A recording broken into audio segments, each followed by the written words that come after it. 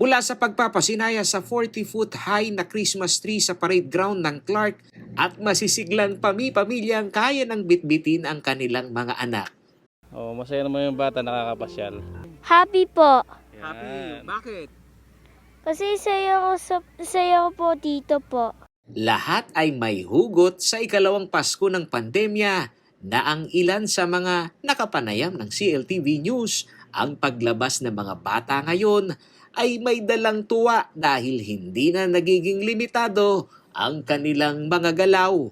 Sa akin, ang kahulugan ng Pasko, syempre pagsama-sama kasama ang pamilya, lalo na ngayon na nagkaroon ng pandemic. Tapos nakakalabas na ulit yung mga bata. So para sa akin, ang kahulugan ng Pasko is another blessing for our family. Sa kislap ng parol at malawak na pasyalan sa Clark, ang pagbubukas umano nito ay may mensaheng buhay na muli ang business environment sa Clark bilang pasyalan ng magkakapamilya.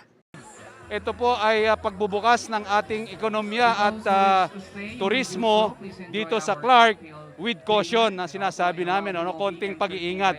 Luckily, ito pong nakaraang 2 at 3 araw ay zero incident na po sa buong Clark Freeport Zone. Sana po, awa ng Panginoon, magtuloy-tuloy po itong ating pagbabalik na normal sa ating buhay. Batid umano ni CDC President Manuel Garland ang hinaing ng mga locators na tinamaan ang operasyon sa mahigpit na quarantine restrictions.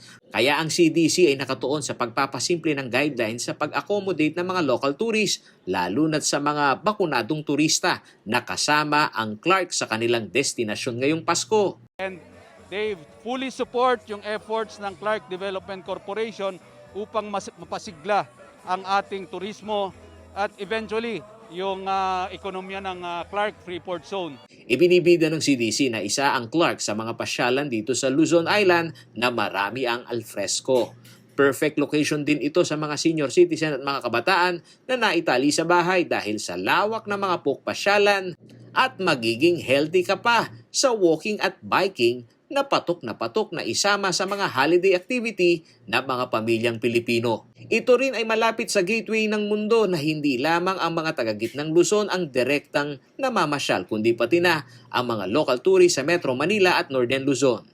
Samantala, kasunod naman ng hindi kontroladong paglabas kasama ang mga bata, hinikayat ni Pangulong Rodrigo Duterte ang mga local government unit na maglabas ng utos na wag munang papuntahin sa mga pampublikong lugar ang mga batang 12 anyos pababa.